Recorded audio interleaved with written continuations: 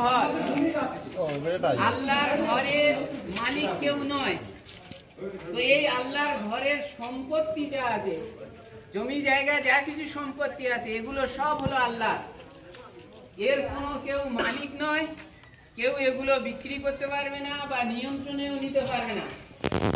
কিন্তু আজ ভারতবর্ষে এই সরকারের কুদৃষ্টি এই মসজিদের সম্পত্তির উপরে পড়েছে।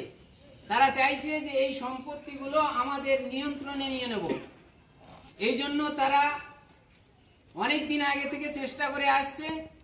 আজকের তারা এর উপরে একটা বিল পাশ করে নিয়েছে। সবার বিরোধিতা সত্ত্বেও, সবার প্রতিবাদ সত্ত্বেও তারা নিজের গায়ের শক্তির কারণে এবং গায়ের জোরে তারা এই বিলটা পাশ করে নিয়েছে।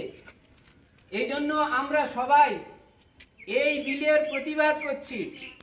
আমরা কেউ এই বিল, অন্যায় বিল মানছি না, আমরা কেউ মানছি না, মানব না।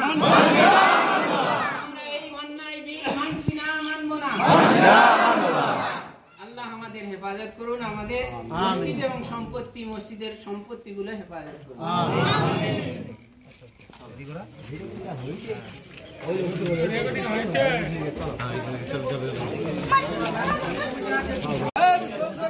আমরা সবাই জানি যে মসজিদ হলো আল্লাহর ঘর, আল্লাহর ঘরের মালিক কেউ নয়।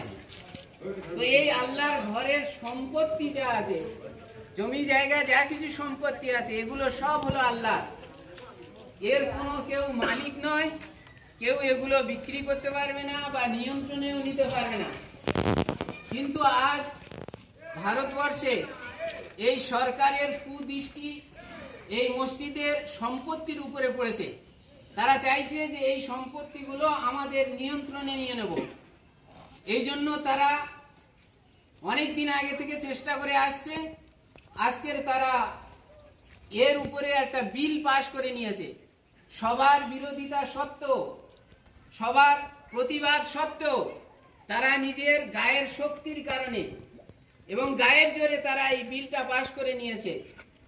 এই জন্য আমরা সবাই এই বিলের প্রতিবাদ করছি।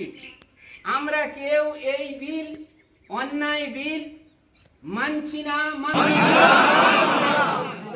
আমরা কেউ মানছি না, মানব না। আমরা এই অন্যায় বিল মানছি না, মানব না।